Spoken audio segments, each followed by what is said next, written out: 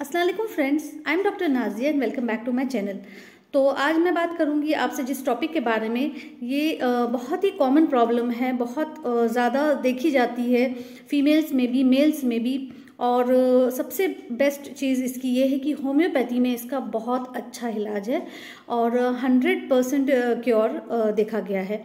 तो मैं बात कर रही हूँ जिस टॉपिक के बारे में, उस टॉपिक का नाम है सायटिका, जिसे बहुत से लोग शायटिका भी कहते हैं और सायटिका भी कहा जाता है।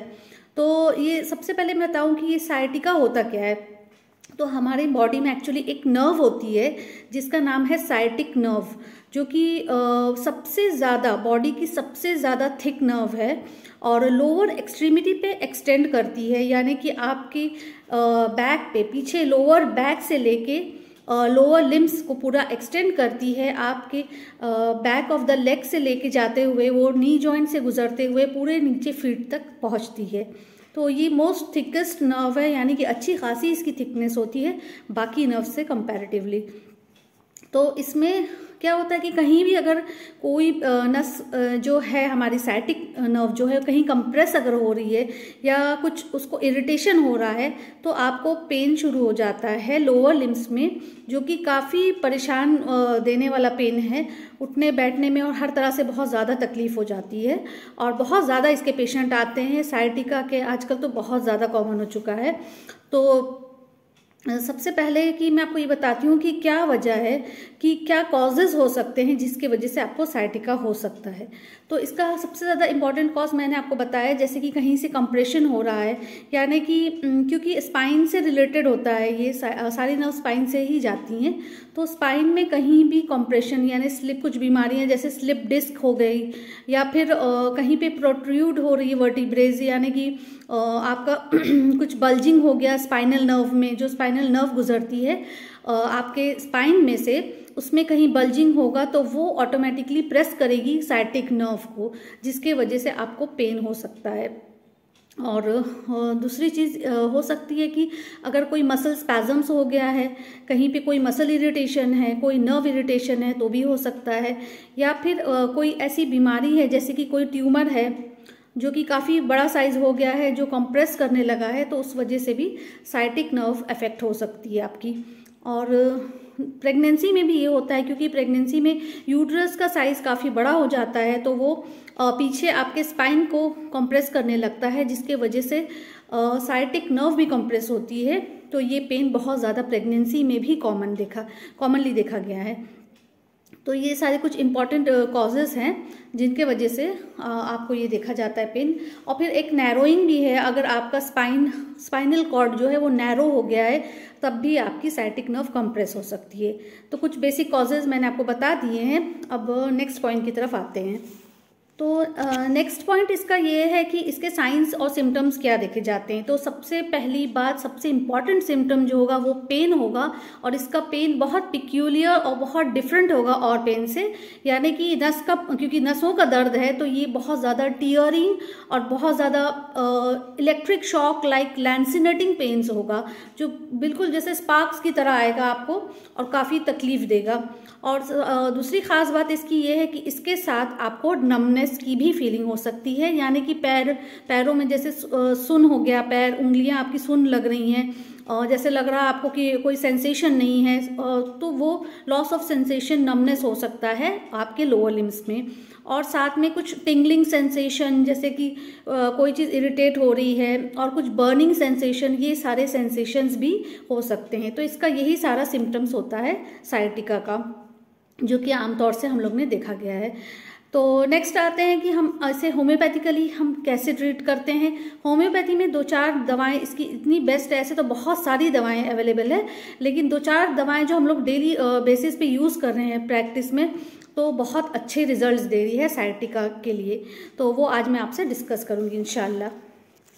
तो उससे मेडिसिन बताने से पहले मैं आपको ये बता देती हूँ कि होम्योपैथी जो है वो नर्व्स पेन के लिए स्पेशली बहुत ज़्यादा एडवांस्ड एक साइंस है और बहुत अच्छे रिजल्ट्स हैं। नर्व्स की कोई भी अफेक्शन अगर आपकी बॉडी में है, सायटिक नर्व हो या कहीं भी कोई नर्व का इन्वॉल्वमेंट हो, तो होम्योपैथी बहुत अच्छा एक्ट करता है।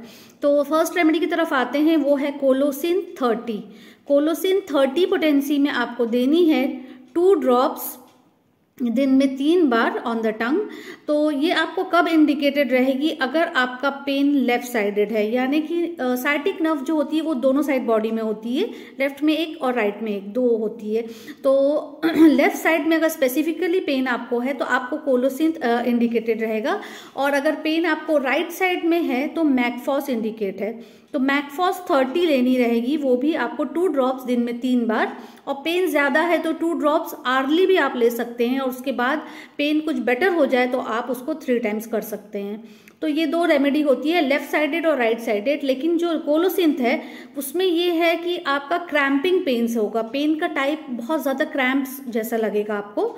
और मैकफॉस में ये है कि आपको कटिंग और स्टैबिंग पेन्स, ऐसा लगेगा कोई स्टैब कर दिया किसी ने, उस टाइप का पेन रहेगा, तो आपको मैकफॉस देनी है। नेक्स्ट रेमेडी की तरफ आते हैं, नेफेलियम 30 पोटेंसी। ये बहुत ज़्यादा टॉप ग्रेड रेमेडी है साइटिका यानी कि साइटिक पेन्स के लिए, और स्पेशली ये तब इंडिकेट रहेगी जब आपको पैर में नमनेस रहेगी, यानी कि आपके पैर सुन्न हो जा रहे हैं दर्द के साथ, तो आपको नेफेलियम 30 इंडिकेटेड रहेगी। तो ये 3 बेसिक रेमेडीज़ है जो हम देते हैं प्रैक्टिस में, और बहुत बहुत बहुत अच्छा रिजल्ट इसका देखा गया है रेगुलरली, और बिल्कुल सेफ, क्योंकि होम्योपैथिक रेमेडीज़ है इसलिए आप इसे ऐसे ही चला सकते हैं, कोई इसमें कोई भी नुकसान नहीं है, फ़ायदा ही होता है। तो नेक्स्ट रेमेडी की तरफ आते हैं। तो एक नेक्स्ट रेमेडी आती है डॉक्टर रेकविक की, आती है R71। तो ये रेमेडी जो है ये भी बहुत ज़्यादा अच्छा इसका एक्शन है। इसको आपको 10 ड्रॉप्स देना है हर 2 घंटे पे, जब पेन सीवियर है, और पेन आराम होने के बाद आप उसको दिन में 3 बार देना है 10 drops.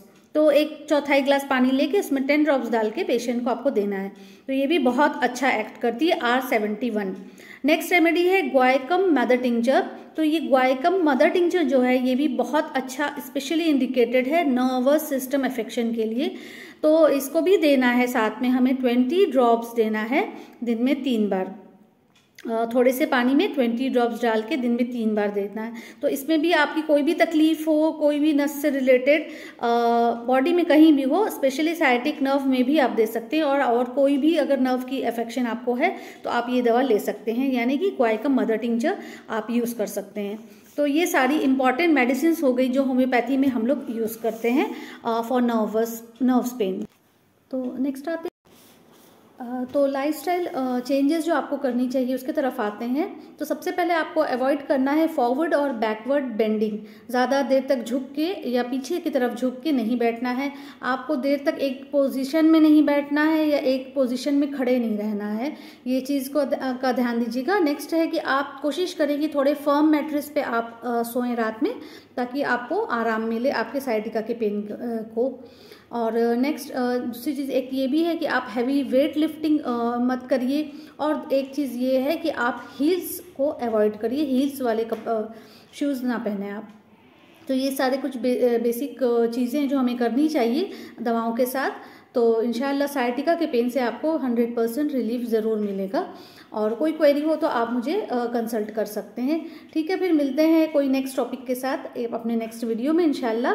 Take care, go for homeopathy. अल्लाह हाफिज़।